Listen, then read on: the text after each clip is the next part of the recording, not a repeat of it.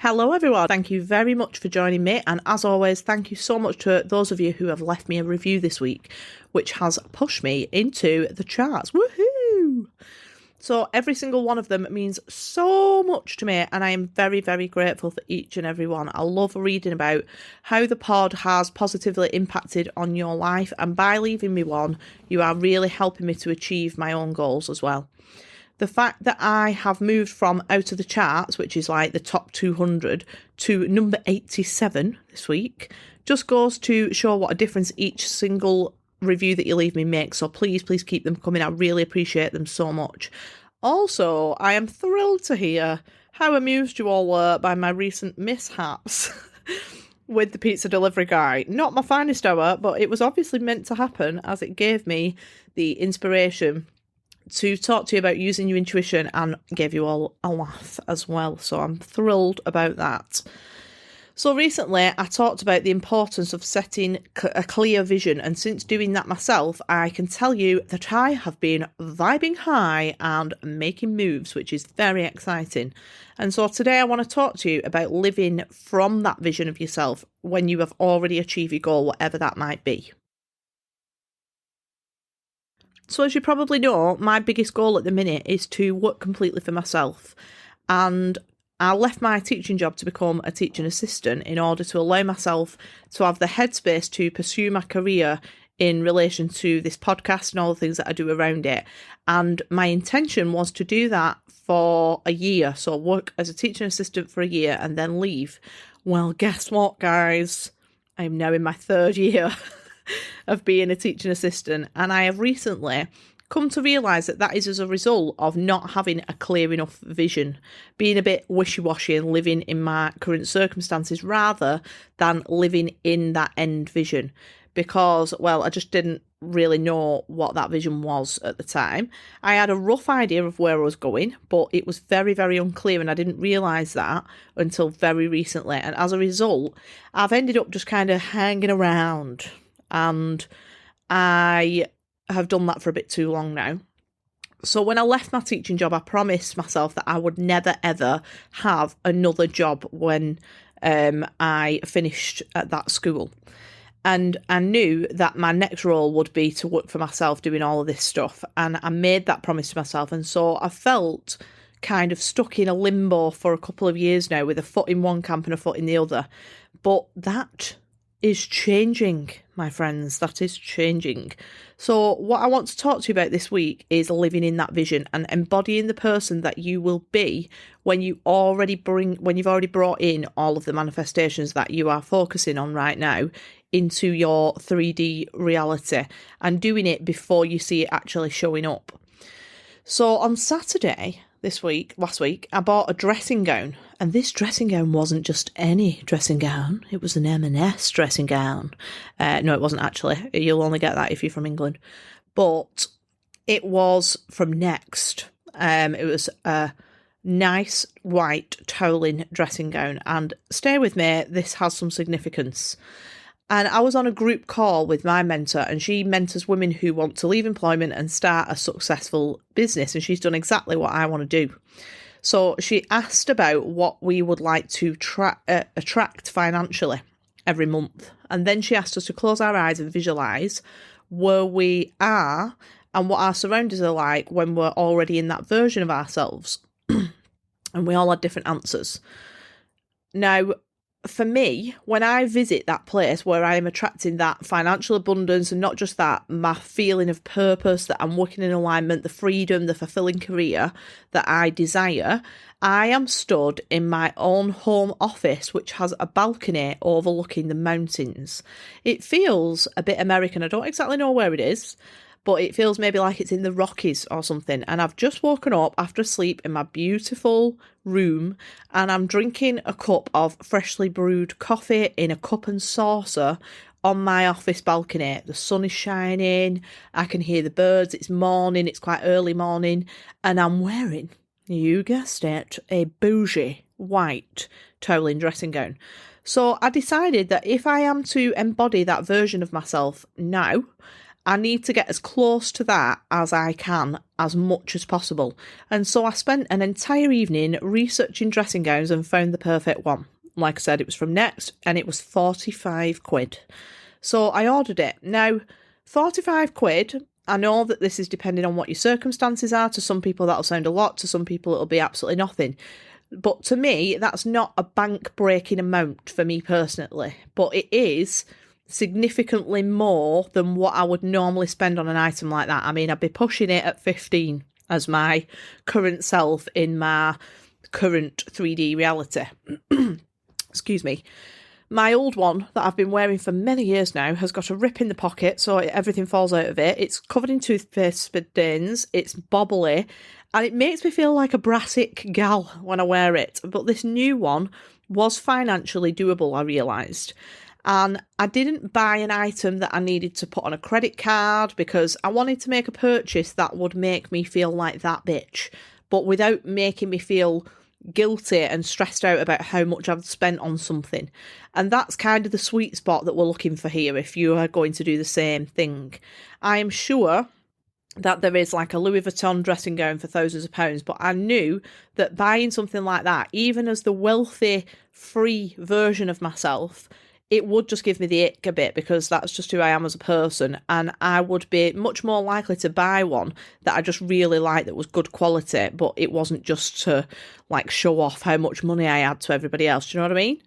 And, you know, there's only so much you can charge for a toweling dressing gown, surely, and I don't really want one that's made from like rare Himalayan goat hairs or something bizarre like that. So I ordered this one that I really loved.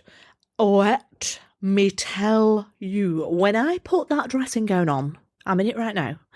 When I put that dressing gown on and I close my eyes, I'm there. I am in that end vision. I'm not thinking about it. I am thinking from it. I am embodying it. I'm already there. And I'm stood on that balcony. I can feel my dressing gown. I can feel the warm breeze. I can feel the sunlight on my face. I can hear the birds. I can taste and smell the coffee. I can see the mountains, and I am that bitch. I can literally feel the excitement in my body about my working day that's ahead of me, because I know that while I'm stood in that dressing gown and while I'm sipping my coffee in my cup and saucer on my balcony, I am going to make an impact. I'm going to have a big impact, a positive one, on the people that I work with, and there's a reason for that. We all have an imagination, and imagination is often something that we associate with childhood because when we're children, we live in our imagination all the time. But your imagination is a tool for creation, and I want you to start viewing it as such. You were given an imagination for the purposes of creating your reality. Now, most of us used it as a child and then we grew up, and because of our conditioning, we close it off and we're encouraged to live in the real world, and we hear things like, right, you need to be realistic. Just look around you and see what's actually going on and think realistically and see what's, quote, real, unquote. And I am here to tell you to do the absolute fucking opposite. Ignore anybody who is telling you to be realistic and to look around at what you can see around you, because that is no more real than your imagination. Your imagination is just as real as your 3D, which is what you're seeing right now, your circumstances around you. And that is why meditation is such a powerful tool, not only for this, but it's for, it's powerful for fucking all sorts. It's amazing. But meditation and using your imagination to visualize is a really, really powerful tool, because when you get into that meditative state, it allows you to temporarily disconnect from all your senses that you are experiencing this 3D and access the whole other world of possibilities that are out there in your imagination, just waiting for you to select from. And people have often told me that I am delusional.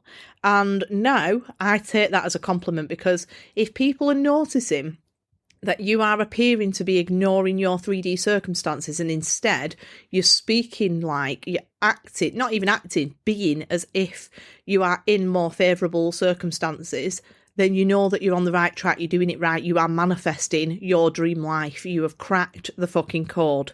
You are not delulu, because it is all Taruru. So remember that. You might have heard me talking about this before, but let's just have a go at this together because I want to just prove it to you. So we're going to do a quick couple of minutes activity together now to just prove the theory, which isn't a theory, it's a fact, that your imagination is just as real as your 3D circumstances. So close your eyes, and in your mind, I want you to go into your kitchen. Look around in your kitchen, see your cupboards, notice what colour they are, what they look like, where they are. Notice things that you see every day in your kitchen, like your kettle and your toaster and anything else that's in there. If you've got a clock, I want you to hear the clock ticking. Maybe you've got a 15-year-old air fryer like me and it sounds like a car engine. If you've got one of those, you can hear that sound, any sound that you would regularly hear in your kitchen. And in your mind, I want you to walk over to your fridge and feel the floor underneath your feet and reach out and see your own hand opening the fridge door. And when the fridge door is open, I want you to feel that sensation of the cold air that's coming out of it. You can touch the shelves. You might want to have a little feel of the little, what's it called, in the drawers in the fridge, or the little holder where your milk goes. Touch something in your fridge and feel it. And then I want you to notice that there is a lemon in front of you. It's on the middle shelf. And I want you to reach out and I want you to pick up the lemon with your hand. And now hold that lemon in your hand, look down at it in your hand, feel the texture of the skin, roll it around in your head. No, not in your head, in your hand. And once you've done that, I want you to place it down on the worktop and look at what your worktop is made of, what colour it is, what the texture of it is, whether it's like a granite worktop or a wooden worktop. And then I want you to take out a knife from your cutlery drawer or wherever you keep it. So when you hear that drawer open, you'll hear the cutlery bang against each other and you're going to take out the knife and feel the knife in your hand. And then, if you use a chopping board, then you need to get that out too because you're going to do something with this lemon. You're going to cut it up. So now, once you've got everything set up, I want you to place that cold lemon on the chopping board or the surface that you would normally use and pick up the knife that you would normally use. And I want you to cut the lemon in half. Feel yourself cutting it in half. Look at your hands while they're doing it. And then you're going to pick up one half of the lemon and I want you to squeeze it as tightly as you can. Squeeze it really hard so that you feel all of the juice from the lemon running through your fingers and down your wrist and all around your hand. And then lift that lemon up to your nose and smell the lemon and actually smell the scent of the lemon, which will be quite strong because you've just squoze it. And then finally, I want you to stick your tongue out and I want you to taste the lemon. I want you to bite into the flesh of the lemon. And then I want you to open your eyes. So just for a second, just acknowledge that you have not done any of that in the 3D. There is no lemon. You are not in your kitchen, or you might be in your kitchen, but you're probably not in your kitchen.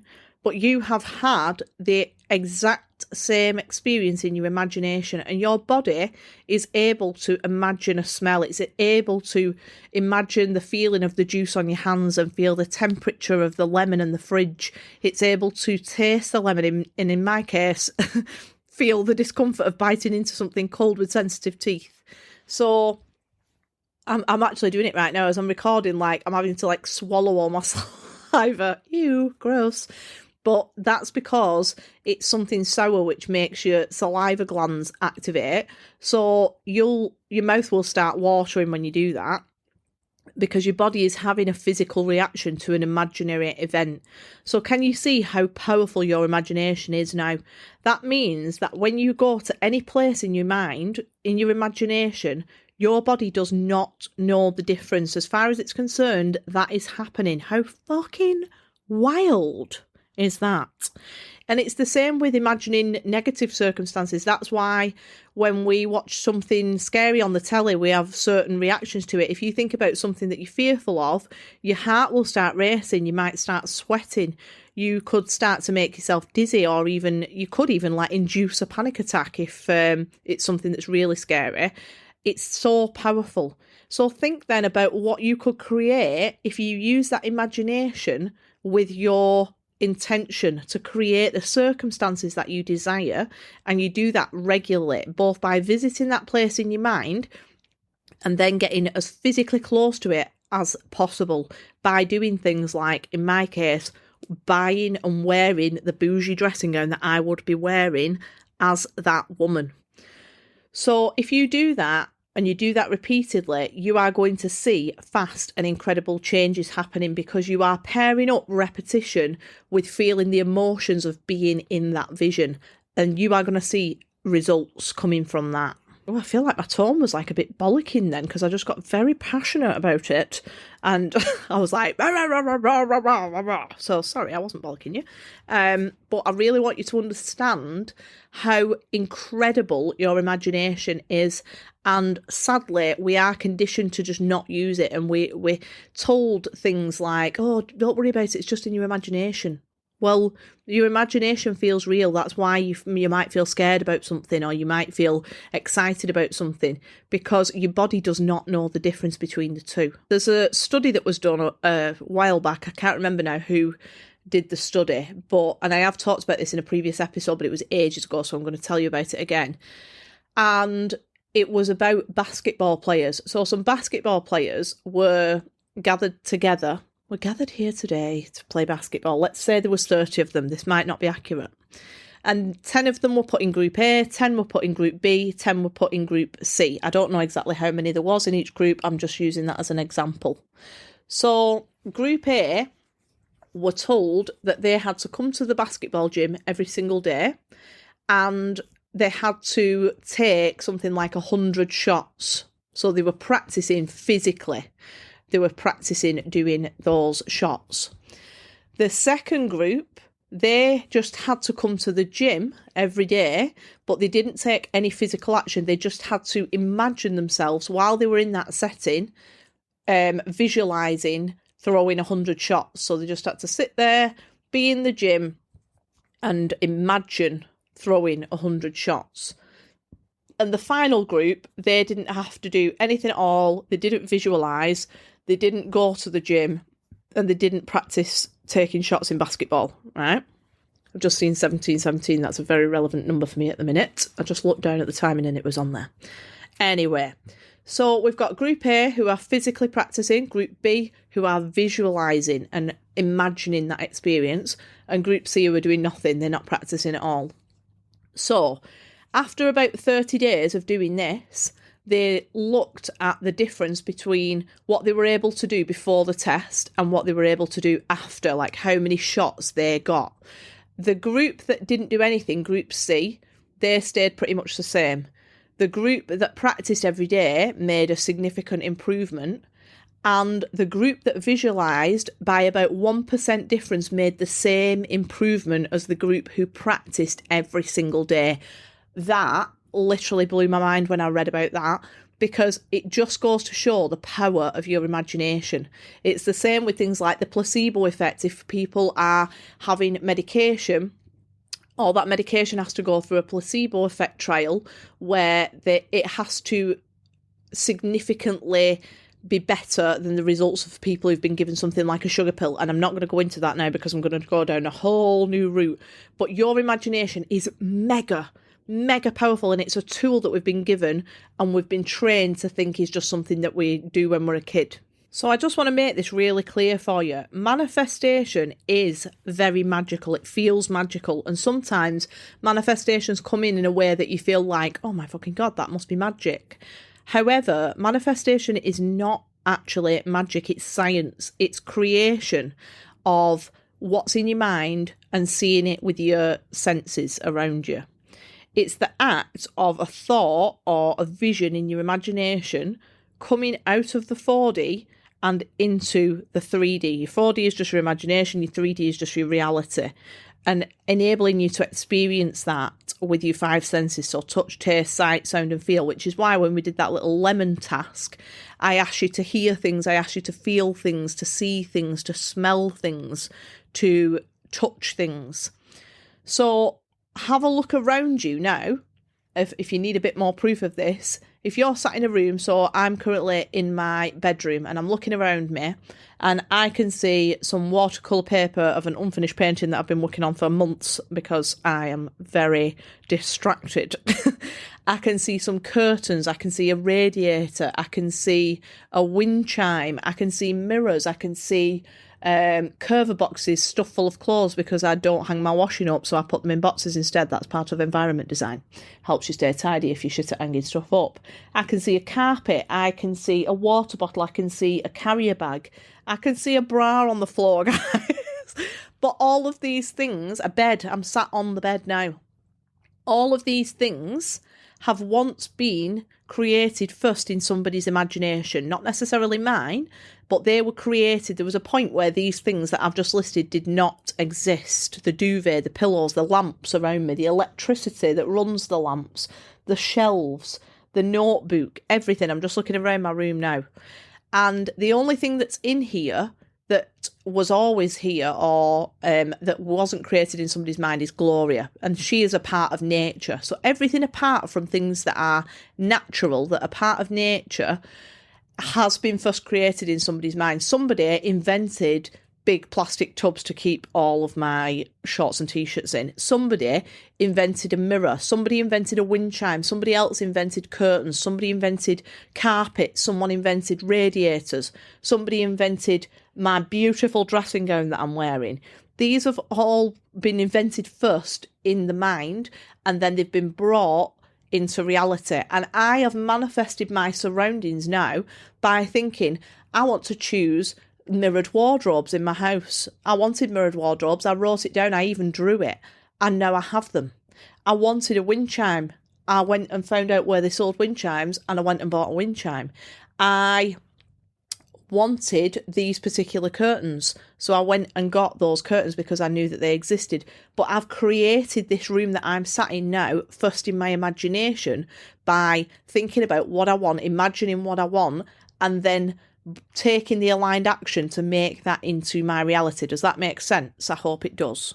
I've also created the less desirable circumstances that I am experiencing right now. So for example, I don't want to say this like this, it sounds really bad because I actually do enjoy going to my work, but I work in a 9-to-5 job. It's not the job itself, but I am stuck in a 9-to-5 job currently.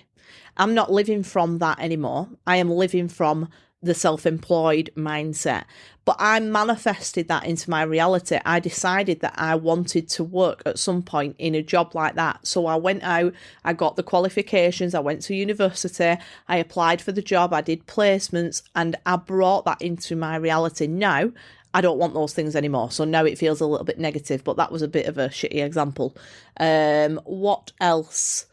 I can't think of one, but you know what I mean? All the negative things, I don't have that many negative things, I'm pleased to say now, but if you are experiencing something that is negative, let's say that you are unwell, you have manifested that partly through blocking your emotions, perhaps, and also by thinking, oh, I think I'm getting a cold, oh, I can feel my throat scratching, and focusing your energy and imagining what it'll be like when you're ill. So we also manifest negative things. There's no point in the day where you are not manifesting, and it is all happening through your thoughts and through your imagination, which is all a part of your mind. So I really, really want to encourage you to start living from that clear vision. So if you've not already got a clear vision, this bit is not relevant for you yet. I want you to go back and listen to the episode about creating a clear vision first of all. And when you've got that, think about what would you be living like? Now, I'm not saying that you can go out and buy a Ferrari today, but if I wanted a Ferrari, which I really am not asked about a Ferrari right now, I would be doing things like I'm going to take my car to the valeters. So I'm going to drive my Ford Fiesta to the valeters and I'm going to get it mint. I'm going to get an air freshener for it every day. I'm going to hoover it. I'm going to look after it. I'm going to be grateful for this car that I'm driving, because in order to be driving that Ferrari, I wouldn't be treating it like the skip that's currently in my parking space outside. Does that make sense? So the version of me who works in that beautiful home office and drinks coffee and is in charge of how a day runs and is impactful and is spending her career helping other people to realise their power does not wear the dressing gown with toothpaste stains on and a hole in the pocket. She wears that dressing gown. That's why it's significant and why I mentioned it at the beginning. So you can start upgrading your life very slightly with things that actually don't cost you a lot of money. And I want to give you a couple of examples of how you might do this. Let's just say that you really want to be a person who has her nails done, because in your vision, whatever that is, if it's the vision of somebody who's in a happy relationship, or somebody who is working in a particular type of job, or somebody who earns a certain amount of money, you might visualize that that woman does not have chipped orange nails. I'm looking at my own.